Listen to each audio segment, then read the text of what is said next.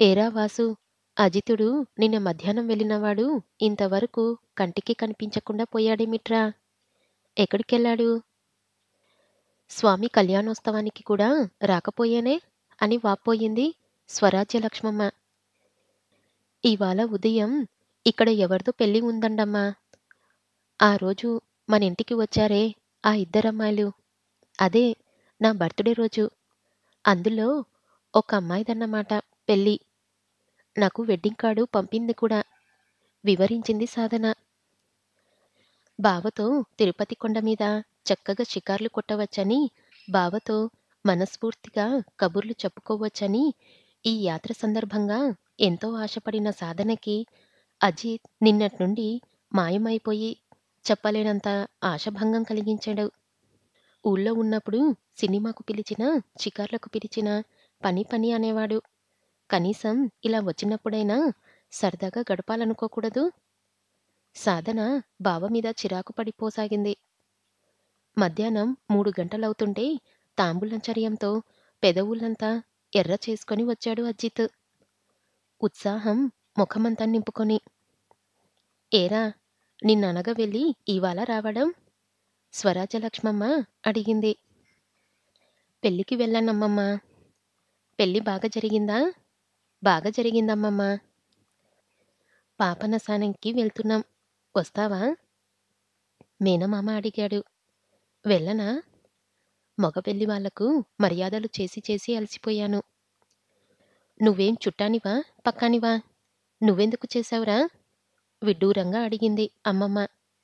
సహాయం చేయడానికే చుట్టమే కావాలేమిటి? మన పెళ్ళిళ్ళు ఎలా ఉంటాయో ఇప్పుడే నేను చూడటం. మగపెళ్లి వాళ్ళ డిమాండ్లు చాలా తమాషాగా ఉంటాయమ్మమ్మా. ఒకాయనకి ఉప్మా పడదంట. ఒకాయనకి చపాతీలే కావాలట. ఒకాయనకి జంతికలు, కజ్జికాయలు పెడితే చేతికి చెంబిచ్చి పెట్టండి అన్నాడు. ఆ చెంబు ఎందుకు అని తెల్లబోతుంటే లాట్రిన్‌కి పరిగెత్తడానికి అన్నాడు.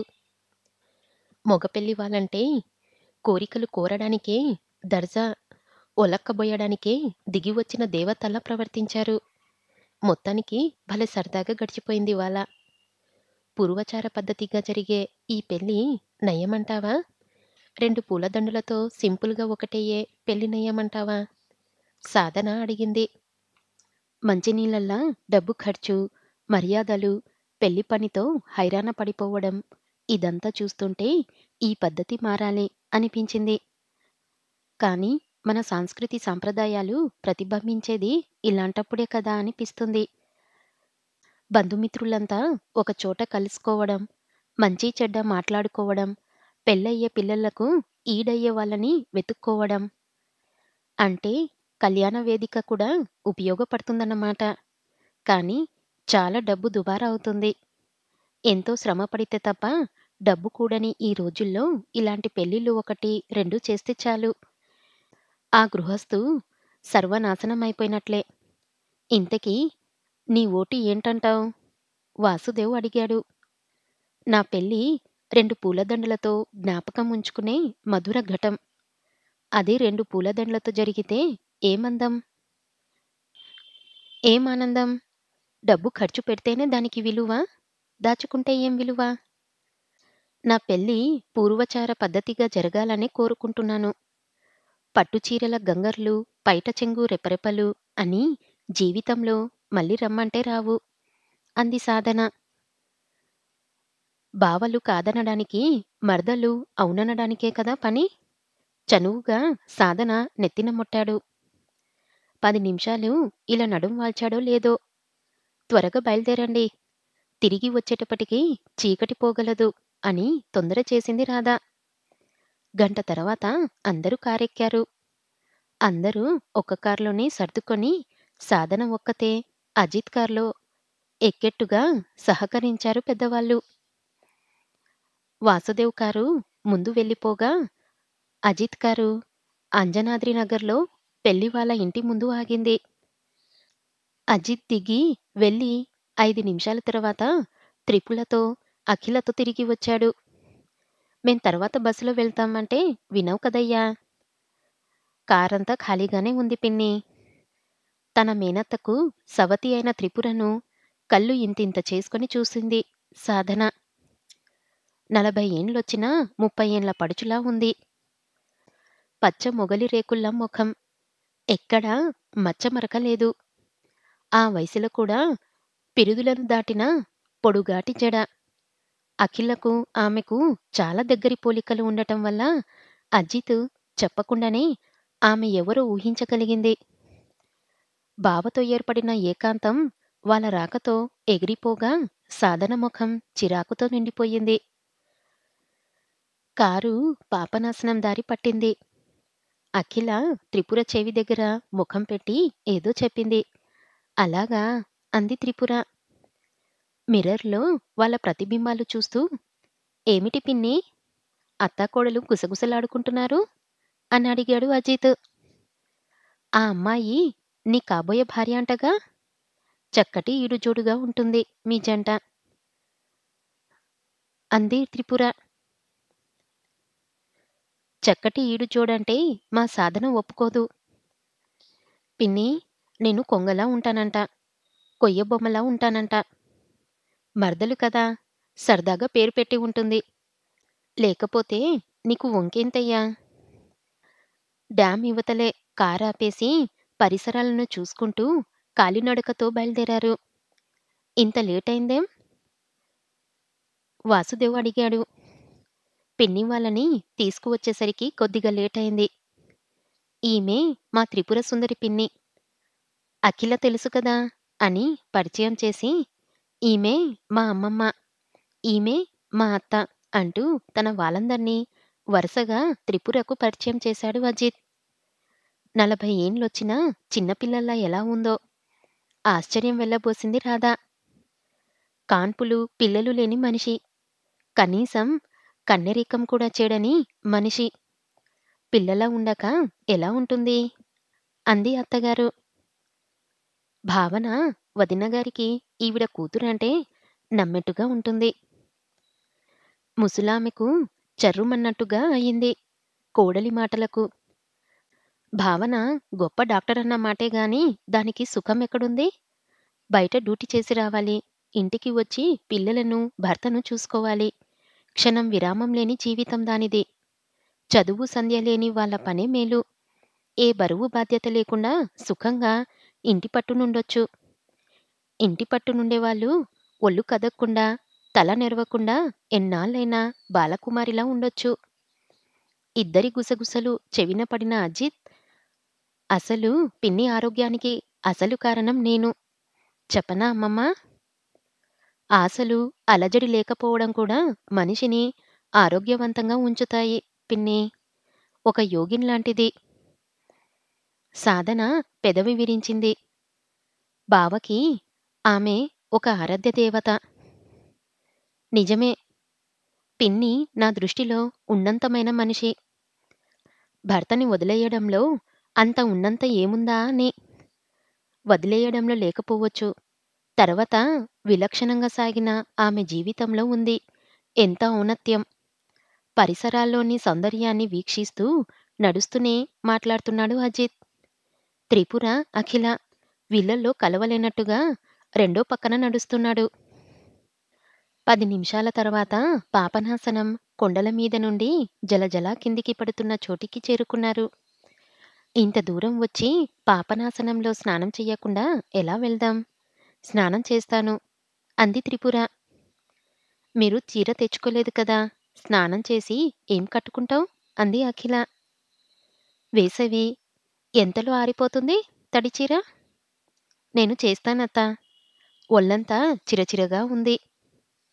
వద్దు, నీకు చన్నీళ్లు పడవు. రాత్రి నీ ఒళ్ళు వెచ్చబడింది కూడా. మేనకోడల్ని గట్టునే ఉంచి త్రిపుర జలధారల క్రిందికి వెళ్ళింది. యాత్రికులు చాలామంది చేస్తున్నారు అక్కడ. మమ్మీ, నేను చేస్తాను స్నానం. ఒళ్ళు చిరచిర తప్పుతుంది. ఆ నీళ్ళని చూస్తే ప్రాణం లేచొస్తుంది అంది సాధన. ఒళ్ళు తడుముకొని తడిగుడ్డలతో వస్తావా? వద్దు. ఉహుం, చేస్తాను మమ్మీ.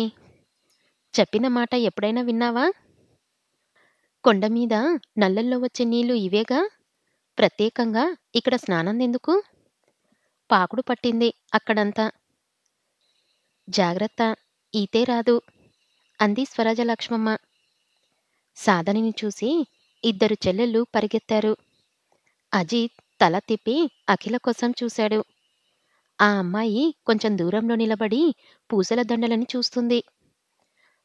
దండలమ్ముతున్న స్త్రీ లంగా జాకెట్లో తమాషాగా ఉంది. అజిత్ నెమ్మదిగా వెళ్ళి అఖిల చెయ్యి పట్టుకున్నాడు. నీతో మాట్లాడాలి. అలా వెళ్దాంరా అంటూనే ఆమెను బలవంతంగా నడిపించసాగాడు. ఇట్టెక్కడికి? గాబరాగా అడిగింది అఖిల. నీ చేతిని ఇలా పట్టుకొని ఆ కొండలపైకి వెళ్ళిపోవాలని ఉంది అఖిల. ఆమె పైకెక్కడానికి అవస్థపడుతుంటే ఆమెను 2 చేతులతో పైకెత్తి తన పక్కన నడిపించసాగాడు. వెళ్ళిపోయి ఆ కొండ కోన మీద కూర్చొని ఈ ప్రపంచంతో సంబంధం లేకుండా కబుర్లు చెప్పుకోవాలని ఉంది. తర్వాత కబుర్లన్నీ అయిపోయాక ప్రేమికుల మధ్య కబుర్లు ఎడతెగవనుకుంటాను. ఒకవేళ తెగాయాలనుకో, నీ సన్నిధిలో ఎంతకాలమైనా మౌనంగా ఉండిపోగలను. ఆ తర్వాత? అప్పటికే చాలా ఎత్తుకి ఎక్కి వచ్చిన ఆయాసంతో అంది.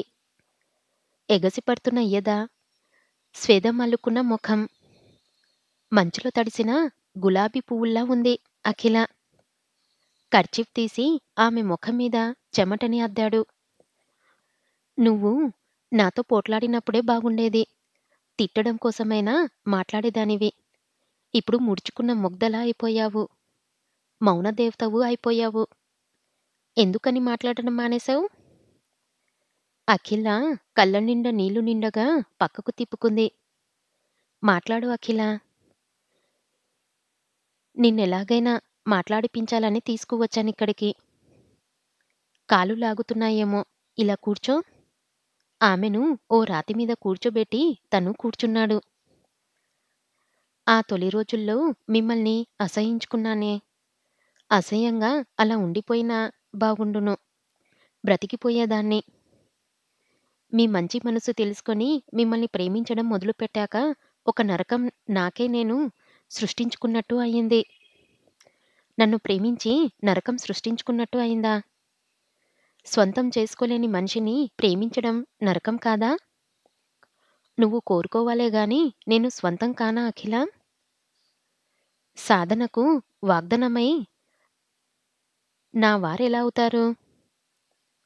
వాళ్ళ ఆలోచనలు అలా ఉన్నాయి. నేను సాధనని చేసుకుంటానని వాళ్ళకి మాటివ్వలేదు. అలా ప్రవర్తించలేదు. వాళ్ళ మాటని ఖండించాల్సిన బాధ్యత మీకు లేదా? సాధన నోటి నుండి ఆ మాట ఆమె బర్త్‌డే రోజే విన్నాను. అప్పుడే ఆమె మాటని ఖండించి ఆమెను అంతమందిలో అవమానాన్ని గురిచేయడం ఎందుకని ఊరుకున్నాను. మీ దారి క్లియర్ చేసుకుంటారేమో గాని నా దారి క్లియర్‌గా లేదు అజిత్ బాబూ. తలమీద నీడ చెడిన మా అమ్మ, ఇంకా చేతికి రాని తమ్ముళ్ళు, చెల్లెళ్ళున్నారు. నన్ను మీకివ్వడానికి చచ్చినా ఒప్పుకోదు మా అమ్మ. ఆమెను కాదని నేనేమి చెయ్యలేను. ఆమె ఒప్పుకుంటే? మన మధ్య అడ్డు లేదు కానీ ఆమె ఒప్పుకోదు. కాస్త ధైర్యం చెయ్యలేవు? ధైర్యం చేస్తాను. మిమ్మల్ని పెళ్లాడతాను. ఆ వార్త తెలిసిన మరుక్షణం మా అమ్మ బావిలో పడి చస్తుంది. ఆమెకు ఇలాంటివంటే చాలా పట్టింపు. మాది పాండిత వంశం. పండిత వంశమని ఎప్పుడూ సగర్వంగా చెప్పుకుంటూ ఉంటుంది. నాన్న లేనేలేడు. ఉన్న అమ్మని కూడా వాళ్లకు కరువు చేసి నేను మీతో సుఖపడగలనా? వద్దు వద్దు. అలా ఏం చెయ్యొద్దు. మీ అమ్మని ఒప్పించడానికి ప్రయత్నిద్దాం. అది ఈ జన్మలో జరగని పని. కాబట్టి నా మనసుకి నరకం. మరిచిపోలేను. చేదుకోలేను. అఖిల దుఃఖ వివంశంగా అతడి ఒడిలో తల దూర్చింది. అజిత్ ఆమె తల మీద చేయించి నిమిరాడు. బాధపడకు.